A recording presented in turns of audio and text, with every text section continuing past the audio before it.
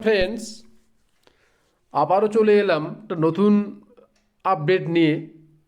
এই ভিডিওর মাধ্যমে আমি সকলের সামনে আজকে প্রাইমারি টেট যেটা হয়ে গেল কিছুদিন আগে, যার অলরেডি অফিসিয়াল অ্যান্সার কি এবং রেজাল্ট এ বিষয়ে আমি একটা কথা বলবো। আর দ্বিতীয়ত রিক্রুটমেন্ট প্রসেস নিয়ে আমি কিছু ডিসকাস করব এবং নাম্বার ডিভিশন কেমন হবে সে বিষয় নিয়ে বলবো, এবং কারো কাট অফটা কেমন হতে পারে সেই নিয়ে পুরো বিষয়গুলো নিয়ে আমি একটা ডিসকাশন করবো এই ভিডিওর মাধ্যমে। সকলকে আমি বলবো যে ভিডিওটা পুরোটা দেখবে, তাহলে বুঝতে সুবিধা হবে যে কেমন কি হবে। তো আমি ভিডিওটা শুরু করার আগে সকলকে একটা রিকোয়েস্ট করবো যে যারা চ্যানেলটা সাবস্ক্রাইব করেছো তাদেরকে অসংখ্য ধন্যবাদ। আর যারা এখনও সাবস্ক্রাইব করনি, ঝটপট সাবস্ক্রাইবটা করে ফেলো এই আপডেটগুলো পাওয়ার জন্য। আর বেল আইকনটা প্রেস করে রাখলে পরে নোটিফিকেশানটা সঙ্গে সঙ্গে পেয়ে যাবে নতুন কোনো ভিডিও আপলোড হলেই। তো যাই হোক, তো এখন কথা হচ্ছে যে প্রাইমারি 2022-এর যে অফিসিয়াল অ্যান্সার কি সেটা কিন্তু শুক্রবার আমাদের গতকালকে অ্যাডহক কমিটির বৈঠক হয়েছে, এবং সেই বৈঠকে আলোচনা হয়েছে যে 25শে ডিসেম্বরের আগে কিন্তু অফিসিয়াল যে অ্যান্সার শিট বা ওএমআর যে কপিটা তো সকলে পেয়েছো, গ্রিন কালারের কপিটা, সেই কপিটাতে মিলিয়ে দেখতে পারবে। সেটা কিন্তু 25 তারিখের আগেই উত্তরপত্র দিয়ে দেওয়ার সিদ্ধান্ত হয়েছে। আর রেজাল্ট নিয়ে বলি, রেজাল্ট কিন্তু তোমার 2022-এ আসবে না, ডিসেম্বরে কোনোভাবেই সম্ভব নয়। কারণ কি, অফিসিয়াল অ্যান্সার কি আপলোড করার মোটামুটি 7 থেকে 10 দিন সময় নেওয়া হয় সেটাকে। কেননা সেখানে কি হয়, যদি কোনো উত্তরে কনফিউশন থাকে সেটা কিন্তু চ্যালেঞ্জ করা যায়, সেটাও নিয়ে কিন্তু পর্ষদ একটা সময় দেয়। তো সেক্ষেত্রে এটা বলা যেতে পারে যে রেজাল্টটা মোটামুটি 23শে জানুয়ারিতে কিন্তু রেজাল্টটা আসবে, এখনও পর্যন্ত তাই ঠিক আছে। ঠিক আছে, তো এই হচ্ছে রেজাল্টের ব্যাপারটা। আর অফিসিয়াল অ্যান্সার কিটা বললাম। এখন কথা হচ্ছে রিক্রুটমেন্ট প্রসেসটা সম্পর্কে আমি একটু আজ বিস্তারিত বলবো। তো দেখো সেখানে কী বলা রয়েছিল। তো রিক্রুটমেন্ট প্রসেস সম্পর্কে এখানে কিন্তু যে যখন নোটিফিকেশনটা বার হয় পর্ষদ থেকে, তখন কিন্তু দেওয়া হয়েছিল এটা 21/10/2022-এ। ঠিক আছে, তো সেটা সেটা তো আমি বলেছি এর আগে, কিন্তু কথা হচ্ছে যে ডিস্ট্রিক্ট ওয়াইজ কিন্তু এখানে দেওয়া রয়েছে কোন ডিস্ট্রিক্টে কত ভ্যাকেন্সি আছে, ক্যাটাগরি ওয়াইজ সমস্ত রকম ব্রেকআপ দেওয়া রয়েছে এখানে। কিন্তু এটা আজকে আলোচ্য বিষয় নয়, এটা চাইলে তোমরা কিন্তু পজ করে দেখে নিতে পারো, অসুবিধা নেই। তো এখন যেটা আমি বলবো সেটা হচ্ছে যে প্রাইমারি টেট 2022-এর নাম্বার ডিভিশন কীরকম হবে, কীভাবে স্কোরিংটা হবে, সেই বিষয়ে আমি আজকে ওটা আলোকপাত করব।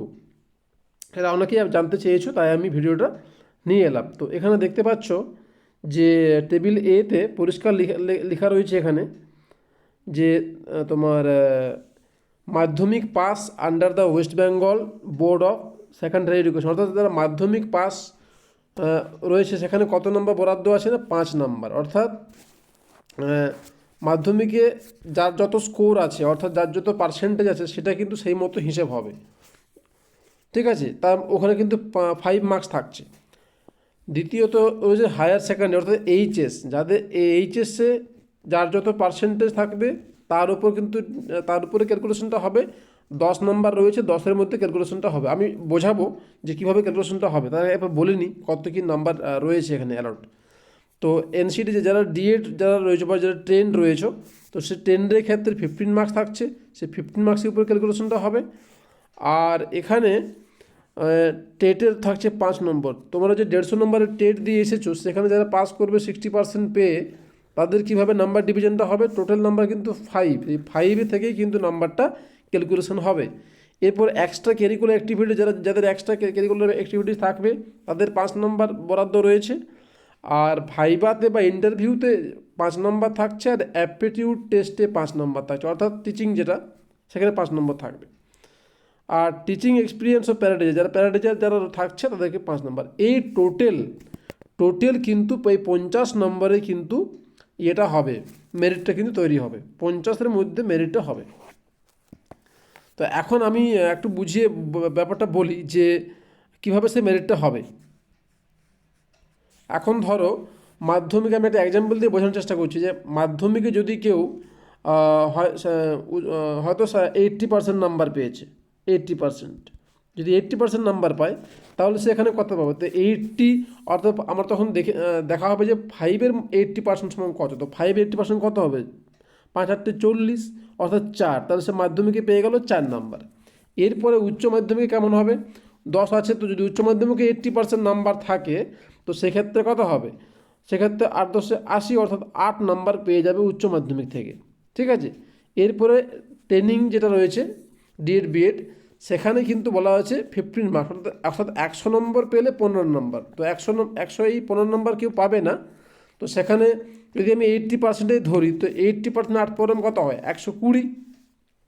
তাহলে 12 পাবে এখানে, তাহলে তো 12 পেলে। অনেকে বেশিও থাকতে পারে বা একটু কমও থাকতে পারে, যেই মতো যার যেমন পার্সেন্টেজ থাকবে সেই মতো কিন্তু এই পয়েন্টের হিসাবটা হবে। এরপর আছে টেট। টেটে 5 নাম্বার রয়েছে। তো টেটে 5-এর মধ্যে যদি কেউ 60% পায় তাহলে 5 মানে কত? 5 × 30 অর্থাৎ 3। তাহলে 5-এর মধ্যে আউট অফ 5 সে 3 পেল। তো এই হলো 3। ঠিক আছে। এবার এক্সট্রা ক্যারিকুলার অ্যাক্টিভিটি যার যেমন রয়েছে, স্পোর্টসে বিভিন্ন ধরনের ভাগ আছে, আমি দেখাচ্ছি নিচে সেটা, সেখানে যার যত হবে সেই মতো করে নাম্বার পাবে। এবার ভাইভাতে 5, যার যেমন স্কোর হবে, যার যেমন ইয়ে হবে পারফরমেন্স সেই মতো নাম্বার হবে। আর অ্যাপটিটিউড টেস্ট যে সে টিচিং দেখানো হয়, মানে ইন্টারভিউর সময় কিন্তু ওখানে দেখানোর সুযোগ থাকে যে কীভাবে পড়া হবে, সেই মতো করে একটা অ্যাপটিটিউড টেস্ট নেওয়া হয়, সেখানে 5 নাম্বার থাকে। এই হয়ে গেল 10। এরপরে যারা প্যারা টিচার থাকছে সে তাদের ক্ষেত্রে কিন্তু এক্সট্রা 5 নম্বর থাকছে। তো এইভাবে কিন্তু নাম্বারটা ক্যালকুলেশন হবে। এখন আমি দেখাচ্ছি যে নিচের দিকে এইখানে এক্সট্রা ক্যারিকুলার মধ্যে কী পড়ছে না, games and sports, national cadet, NCC যেটা রয়েছে, art and literature, performing arts, drama, music, এই এই এই সমস্ত কিন্তু ক্ষেত্রে নাম্বার দেওয়া হয়। প্রত্যেকে কিন্তু 1 নম্বর করে দেওয়া হবে, সেটা কিন্তু ন্যাশনাল লেভেলে হতে হবে। ঠিক আছে, এই হচ্ছে ব্যাপারটা। এরপর এখানে টিচিংয়ের এবার যারা প্যারা টিচার রয়েছে তাদের ক্ষেত্রে 5 নম্বর থাকছে। যদি 10 ইয়ার্স হয় তাহলে 5 নম্বর থাকবে এক্সপিরিয়েন্সটা। আর যদি 8 ইয়ার্স অ্যান্ড বিলো 10 তাহলে 4 নাম্বার। এইভাবে কিন্তু দেওয়া রয়েছে। ঠিক আছে। তো এই হচ্ছে যারা প্যারা টিচার থাকছে তাদের জন্য কিন্তু এই প্যারামিটারের মধ্যে নাম্বারটা দেওয়া হবে। তো এই হচ্ছে ব্যাপার। তো যারা নতুন এবারে টেট দিয়েছো তাদের ক্ষেত্রে কিন্তু এগুলো জানা জরুরি কিভাবে নাম্বার ডিভিশনটা হবে। তো এইভাবে কিন্তু নাম্বার ডিভিশনটা হবে। তো আশা করি ব্যাপারটা বোঝা গেছে। এখন কথা হচ্ছে যে 2022-এর যে টেট, সেই টেটে এবার যখন এরপরে তোমাদের যে বিষয়টা হবে সেটা হচ্ছে যে কাট অফ।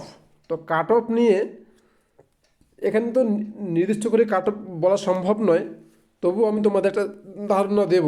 এখানে যারা নতুন বা 2 বছর আগে বা 3 বছর আগে যারা মাধ্যমিক উচ্চ মাধ্যমিক দিয়েছে তাদের কিন্তু তুলনামূলক 2-3 বছর আগে যারা ওই মাধ্যমিক উচ্চ মাধ্যমিকে রয়েছে তাদের কিন্তু নাম্বারটা একটু ভেরি হবে। কারণ কি, নাম্বারটা দিন দিন কিন্তু বাড়ছে। অর্থাৎ একাডেমিকের নাম্বারটা আজ থেকে 3 বছর কি 4 বছর আগে যেটা ছিল সেটা কিন্তু 2-3 কি 4 বছর পরে কিন্তু তাদের নাম্বারটা কিন্তু বেড়েছে। সেখানে কিন্তু ডিফারেন্সটা তৈরি হবে। সেখানে কিন্তু কম্পিটিশনটা বাড়বে। আর এবার যেহেতু ভ্যাকেন্সি কম থাকবে সেক্ষেত্রে কিন্তু কম্পিটিশনটা বেশি হবে, কাট অফটা কিন্তু বেশি যাবে। তো আমি কাট অফ নিয়ে তোমাদের একটু দেখাবো 2014 সালে কেমন কাট অফ গিয়েছিল, তাহলে তোমাদের একটা ধারণা হবে আশা করছি। তো এটা কোর্টের নির্দেশে যে 2000 এটা বেরিয়েছিল লিস্টটা, যে 2014 সালে যে নাম্বার ব্রেকআপসটা সেটা আমি তোমাদের একবার দেখাবো, তো দেখলে বুঝতে পারবে। এই হচ্ছে 2014 সালের যে টেট, সেই টেটের নাম্বার ব্রেকআপস দেখতে পাচ্ছ এখানে দেওয়া রয়েছে। তো এখানে দেখো টেট স্কোরের মধ্যে যার যেমন স্কোর সেই মধ্যে নাম্বার আছে। এখানে 3 নাম্বার মাধ্যমিকের স্কোর, উচ্চ মাধ্যমিকের স্কোর, ট্রেনিংয়ের স্কোর, ভাইবা, অ্যাপটিটিউড মার্কস সমস্ত কিন্তু দেওয়া রয়েছে, এখানে দেওয়া রয়েছে। তো এখানে 18, এদের কিন্তু 30, আরও নিচের দিকে দেখতে পাবো, একটু নিচের দিকে গেলে 30 ছিল, 30.949। প্রথমে 10 দেখে নিই, কারণ সেখানে কিন্তু ফ্রেশ এবং ট্রেন দুটোই ছিল। আর এবারে কিন্তু কি হবে, এবারে কিন্তু সবাই কিন্তু ট্রেন, এখানে কিন্তু ফ্রেশের কোনো ব্যাপার নেই। তো এমন হবে সবাই হয়তো এমন কেস হতে পারে যে হয়তো একাডেমিক স্কোর বেশি আছে তারা কিন্তু টেটে কোয়ালিফাই করলো না, এমনও কিন্তু ঘটনা ঘটতে পারে। সেক্ষেত্রে সেটা কিন্তু আলাদা বিষয়। তো মোদ্দা কথা হচ্ছে এইরকম কিন্তু কাট অফ গিয়েছিল 31। ঠিক আছে, 32, 32-এই হয়তো হায়েস্ট হবে, পুরোটা দেখলে হয়তো বোঝা যাবে। তো 32 এর মতো ধরে রাখো। তো এবারে কিন্তু সেটার থেকে কিন্তু বাড়বে। কেননা অ্যাকাডেমিক স্কোরটা একটা ম্যাটার করবে। দ্বিতীয়ত যেহেতু সকলেই ট্রেন্ড, ঠিক আছে, তো মোটামুটি 33। তো আমি আশা করছি যে এইবারে কাট অফটা মোটামুটি ইউআরের ক্ষেত্রে যারা ইউআর ক্যাটাগরিতে থাকবে মোটামুটি 35 প্লাস বা 36-এর মতো, 36-এর মতো কাট অফ কিন্তু হতে পারে, ঠিক আছে। সেটা কিন্তু এটা কিন্তু আমার একটা মনে হলো বা আমার একটা প্রেডিকশন যে 36-এর মতো ইউআরতে কাট অফ হতে পারে, ঠিক আছে। বাকি ক্যাটাগরি বলছি না, সেটা হয়তো আমি পরের নেক্সট ভিডিওতে আমি দেখবো যদি সেটা সম্ভব হয়, তবে সেই ভিডিওর মাধ্যমে বলবো।